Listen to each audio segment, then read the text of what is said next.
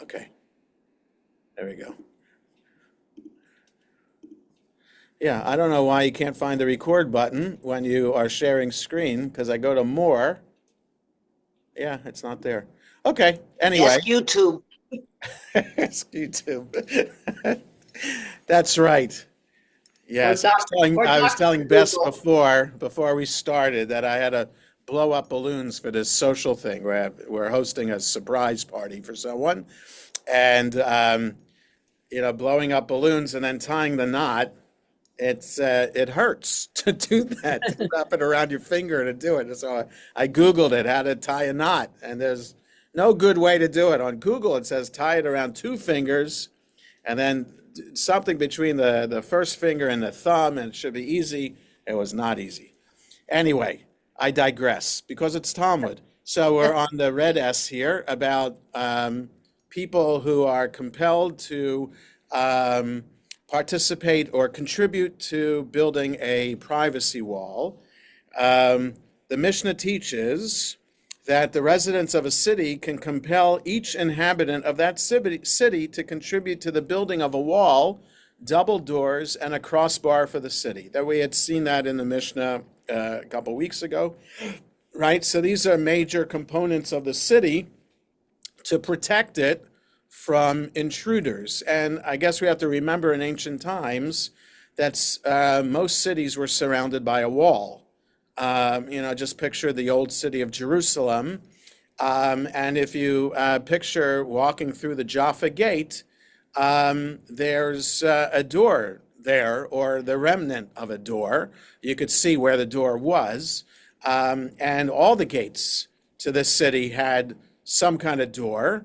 And that was typical in ancient times to do that for protection from marauders, invading armies, whatnot. And the doors of the city would be closed at night to protect the inhabitants. So you need the wall, you need the double doors at the gate, and you need the crossbar to lock the gate, right? If you picture two doors and a bar going across them, that's what you need. So the sages taught in a Baraita, so in a source from the time of the Mishnah, but not in the Mishnah, the residents of a city can compel each inhabitant of that city to build double doors and a crossbar for the city. So the Baraita says double doors, crossbar. Mishnah says wall, double doors, crossbar.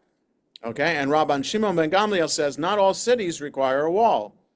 So depending on where it's located, it could already, like the natural topography might already be protective enough that you don't need. So in other words, I don't know, like the city of Caesarea, which is right on the coast, do you need a wall on the beach? Or a city like Jerusalem that's on a mountaintop, do you need a wall at a mountaintop? Right, so not all cities require a wall. Rather, a city that adjoins the state border requires a wall, whereas a city that does not adjoin the state border does not require a wall. So I don't know about strategy and city building 1,800 years ago. But Shimon ben Gamliel says if the city's along the border, then you need a wall, because that could be a place, maybe, that people could be coming in, outsiders could be coming in. But if it's not close to the border, then maybe it doesn't need a wall. The likelihood of outsiders trespassing might decrease. The Gemara asks, why? Go ahead. I can't picture mounting a double door to protect a city on something that isn't the wall. Is it rock? Oh, right. So, What could it be mounted on? so there could be just a gate to get through, and the gate is just a freestanding gate, maybe. So, Then you like, walk around the gate. you could walk around the gate, but I guess the etiquette would require that you go in the main entrance as opposed through the side. Polite marauders. What? Polite Marauders. marauders. No, you're dealing with people who are coming for honest business or visiting family. Why do you need a There- gate? Why do you need a gate? Well, to pay a tax to get into the city, or to ensure that like, why does Leisure World need a gate? Right? You gotta They have they present have yourself. they have a fence. They have a I know, wall. I understand, but you're presenting yourself. I don't know. I don't know. Um, so the Gemara asks, and why don't the rabbis make this distinction? That, in other words, about just assuming that you need to have a wall. The main, like the anonymous source of the Mishnah. Why does it say that you have to do a wall? I mean, Shimon ben Gamliel adds this distinction. The Gemara answers, even if a city does not adjoin the border, it sometimes happens that invading troops come into the area. Therefore, it's always good for a city to be protected by a wall. With regard to this issue, Rabbi Elazar asked Rabbi Yochanan, when the residents of the city collect money to build a wall, do they collect based on the number of people living in each house? Or perhaps they collect based on the net worth of each person? Right? So is it just, you're saying $10 for every person who lives in a city? Or is it a graduated kind of tax? Poor people pay less, rich people pay more for the cost of the house. So it's for the wall. So it's just interesting. How do you charge people this tax? Is it a flat rate, like a half shekel tax that we had to pay to support the temple every year that's collected in the month of Adar? Or is it is like a tax bracket kind of system? Rabbi Yochanan said to him, they collect based on the net worth of each person. And Elazar, my son, you shall fix nails in this. That is, this is an established halacha, and you must not veer from it. So Elazar says it's this kind of tax is based on, it's a graduated tax based on net worth, and this should be the halacha for all time. There are those who say that Rabbi Elazar asked Rabbi Yochanan, when they collect money to build a wall, do they collect based on the proximity of the houses to the wall so that those people who live closer to the wall pay more? Or perhaps they collect based on the net worth of each person. So, in other words, it's unclear from the oral tradition that's getting written down now what exactly Elazar asked Rabbi Yochanan about how to charge people. So, either it was the paragraph that we just read, or it's based on people living closer to the wall are expected to pay for the wall, because that's the price you pay for living close to the wall.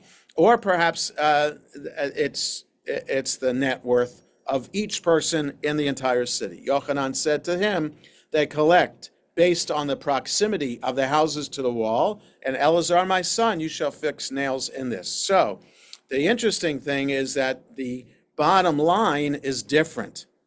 So Yochanan in the paragraph before says it's net worth. Here, when the option could be net worth, Yochanan is saying it's the proximity of the houses to the wall. So now we have to figure out now, is there oh no, they're just leaving it like that.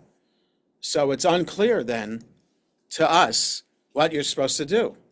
Is it the proximity to the wall, or is it the net worth of everybody in the city and a graduated tax like that?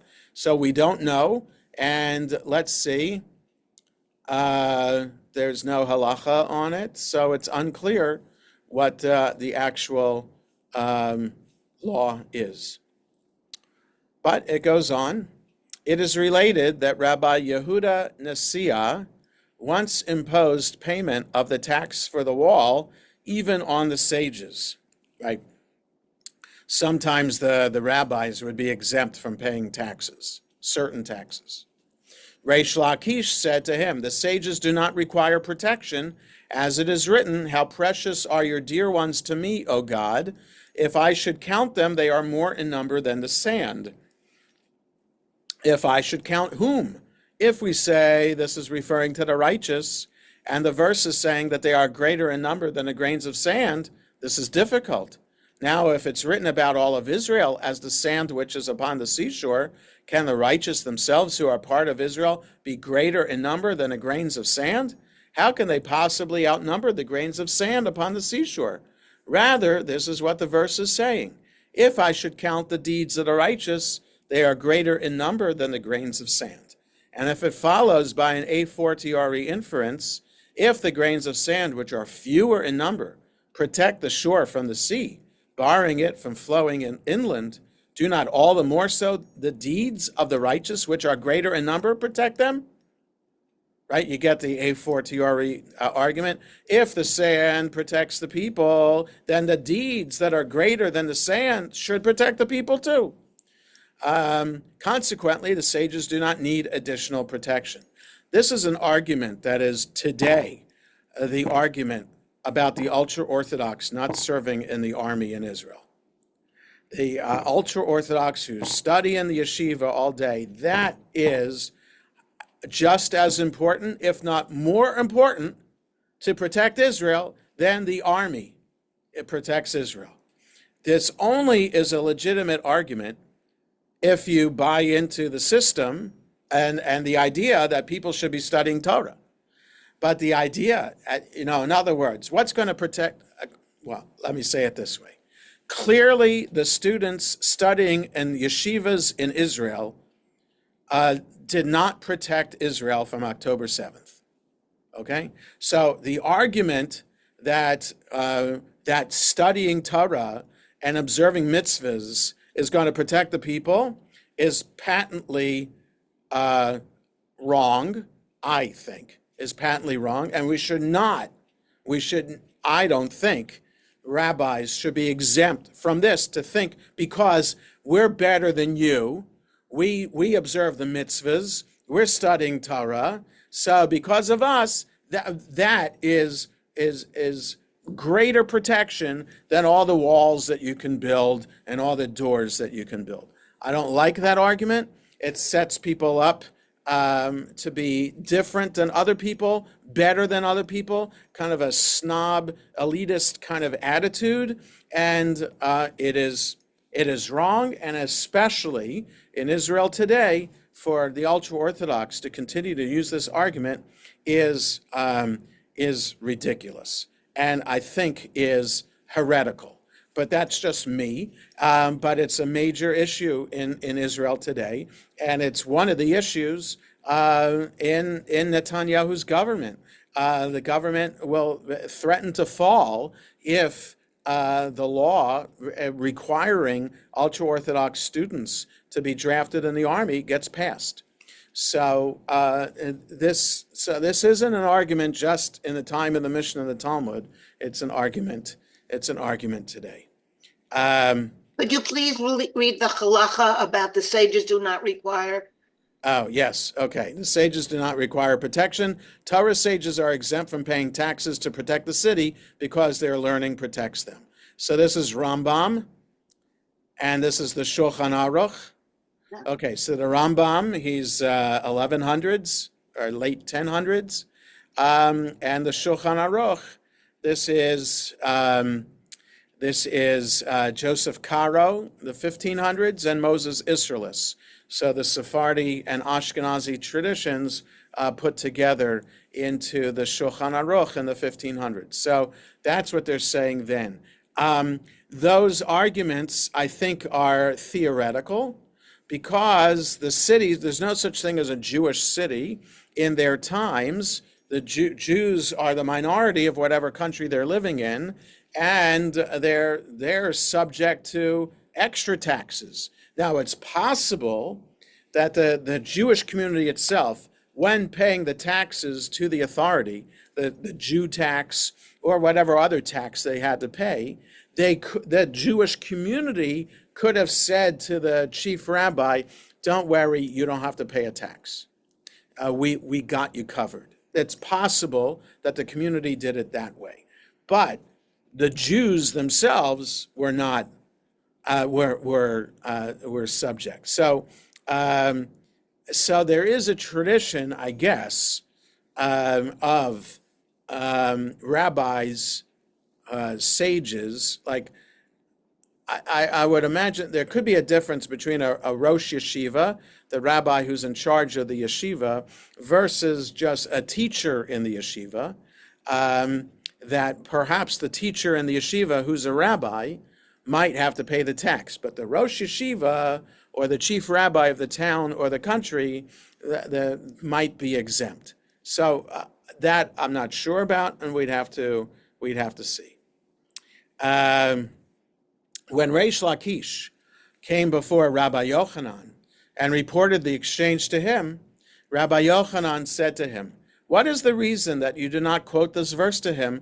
I am a wall, and my breasts are like towers," from Song of Songs, which may be explained as follows, because this is what the rabbis did. Clearly, the book of Song of Songs, which is clearly an erotic book, with lengthy descriptions of various parts of a woman's body, the rabbis make that into a midrash about Torah and mitzvot, so that you take the erotic nature of the book and hide it behind symbolism for Israel, Torah, and good deeds. So I am a wall, my breasts are like towers, which may be explained as follows. I am a wall, this is referring to the Torah, and my breasts are like towers, these are Torah scholars. And towers do not require additional protection, right? That's right. The tower itself is a fortification.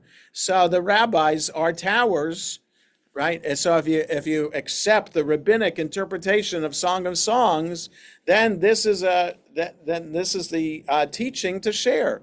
Rabbis are Torah scholars are towers, and that is they are fortified.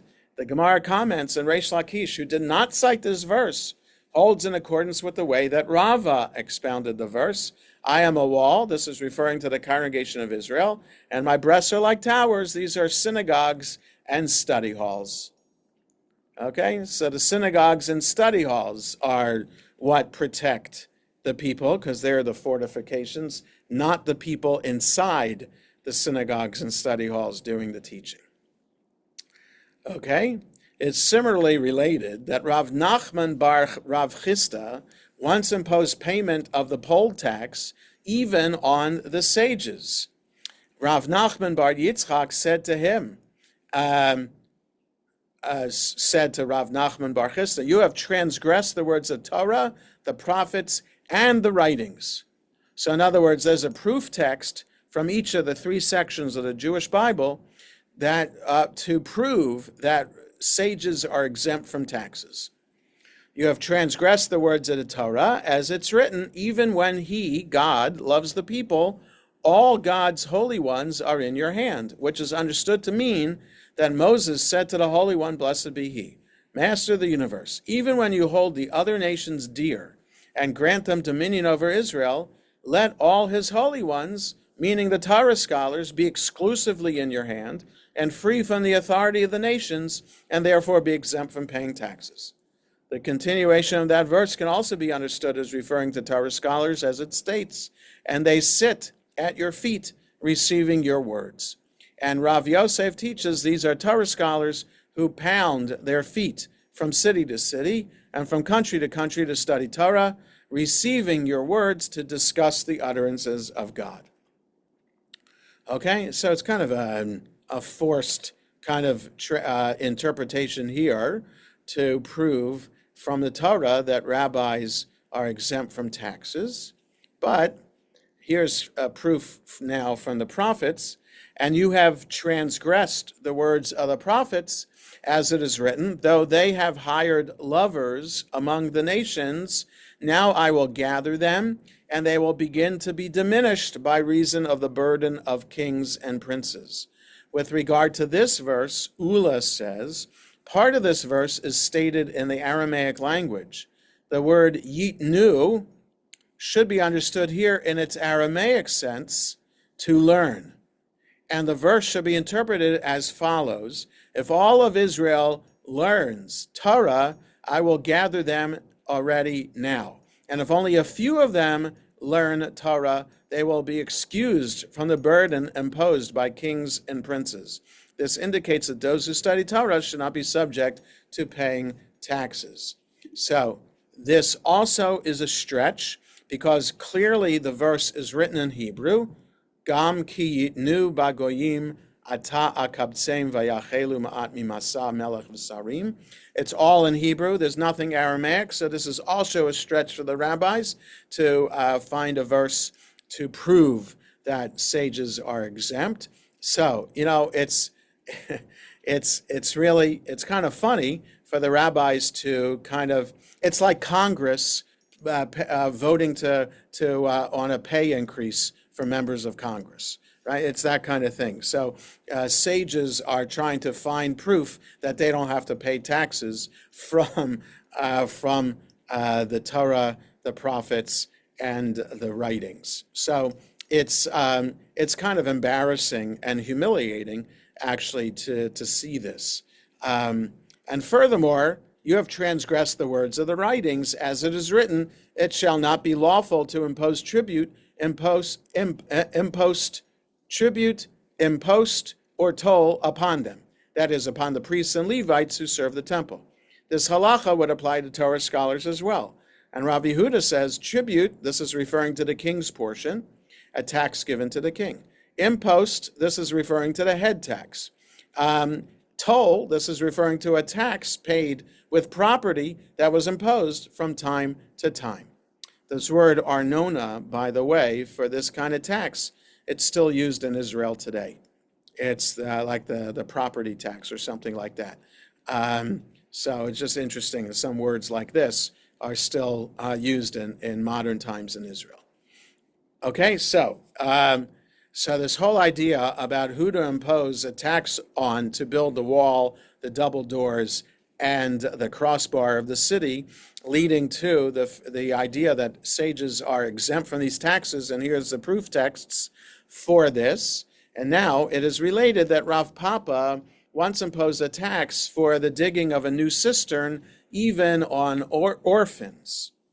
Okay, so other things that people might be responsible for, usually orphans who don't have any money, are required to pay to contribute to the digging of a cistern, a water source for the village or town. Rav Shesha, son of Rav Edi, said to Rav Papa, perhaps they will dig, but in the end they will not draw any water from there, and it will turn out that the money will have been spent for nothing. The rest of the townspeople can relinquish their rights to the money, but orphans who are minors cannot do so. Rav Papa said to him, I shall collect money from the orphans. If they draw water, they will draw water, and if not, I will return the money to the orphans. Okay, so that's how Rav Papa gets out of that, saying that for the orphans, they'll get a refund. They'll get the money back if with all the work involved doesn't draw water. But other people do not get their money back. So Rob, in most yes? sorry. Go ahead, Debbie. In most of these communities, did the Jewish population, were they allowed to instill these kind of rules amongst themselves? Were they the approval? Yes, because they're in Babylonia. These towns that we know of that the rabbis were living in, Nehardea, Sura, Pumbedita, there are a couple other towns, Beit Machoza, there are a couple other towns that are listed. I think they're predominantly Jewish towns. There could be Babylonians living there, but they're predominantly Jewish, and therefore they could impose rules like this for predominantly Jewish towns, and they were given the authority by Babylonia to do that, or the Persians allowed them to do this. So yes, but they also had to give taxes to the Persian authorities too. But within the town itself, they had the authority to do this, and certain types of was certainly civil cases they were in charge of. It's unclear whether capital cases in Babylonia Jews were in charge of. I don't think so, but yes. So there's a great amount of autonomy that was given to the Jewish community in the time of the Talmud. Yeah. Um, Would one cistern serve, not serve the whole city? Isn't a cistern like for like a courtyard area or a small right. community? I don't know. It's possible that maybe a cistern was old and got cracked, and it was cheaper to build a new one than to fix the old one. Or more people were moving into the town, and the one cistern that was already there did not provide enough water for all the people in the town anymore, and they had to build another one. So there could be a couple of reasons why a cistern needed to be built. But yes, sometimes people on a farm had their own cisterns and didn't need to rely on the town. But for the town itself, I guess you kind of picture a water tower that most towns in America have, the same kind of idea. Instead of a water tower, you have a cistern. So is a cistern smaller than a well? No, it's bigger than a well. Ah, And it's not a well, it's a pit in the ground that collects the rainwater. And then some of the cisterns are so big that you can walk inside of it. I've seen some cisterns from archaeological discoveries that have steps on the side of it, on the inside of it, so people can walk down to with their buckets to get the water and come back up. Yeah. Rav Yehuda says all the city's residents must contribute to the building and upkeep of the city gates, and for this purpose, money is collected even from orphans. Okay, so still on this different traditions here about the needs of the city and who to collect money from. But the sages do not require protection and are therefore exempt from this payment. Right? So sages kind of have like a built-in force field, as we're saying, because of their study of Torah, that they don't need protected. All of the city's residents must contribute to the digging of cisterns, and for this purpose, money is collected even from the sages, since they too need water. It could be argued they don't need protection, but they do need water. So sages need to pay for the building of cisterns. The Gemara comments, and we said this only when the people are not required to go out en masse and do the actual digging, but are obligated merely to contribute money for that purpose. But if the people are required to go out en masse and actually dig, the sages are not expected to go out with them en masse, but rather they are exempt from such labor. Okay, you can contribute towards the labor, but sages are not expected to do actual digging. That would be beneath them. Okay? Okay. And we go on. It is related that Rabbi Yehuda Hanasi, he's the editor of the Mishnah, once opened his storehouses to distribute food during years of drought. He said, masters of Bible, masters of Mishnah, masters of Talmud, masters of Halacha, masters of Agada may enter and receive food from me, but ignoramuses should not enter. Okay, so here's Yehuda. Here's an example of the rabbis being snobbish and elitist. So Yehuda Nasi had storehouses, and he would only distribute the food to people who were conversant in Jewish tradition, in Bible, Mishnah, Talmud, Halacha, and Agada. Agada is midrash for the sake of teaching stories from the Bible. So, but ignoramuses, which would be amei haaretz and ama haaretz. So somebody who is just an average person who does not have Jewish background is not allowed to take from the food. Rabbi Yonatan ben Amram, whom Rabbi Yehuda Nasi did not know, pushed his way in and entered and said to him, Rabbi Yehuda Nasi, sustain me. Rabbi Yehuda Nasi said to him, my son, have you read the Bible? Rabbi Yonatan ben Amram said to him out of modesty, no. Rabbi Yehuda Anasi continued, have you studied Mishnah? Once again, Rabbi Yonatan ben Amram said to him, no. Rabbi Yehuda Anasi then asked him, if so, by what merit should I sustain you?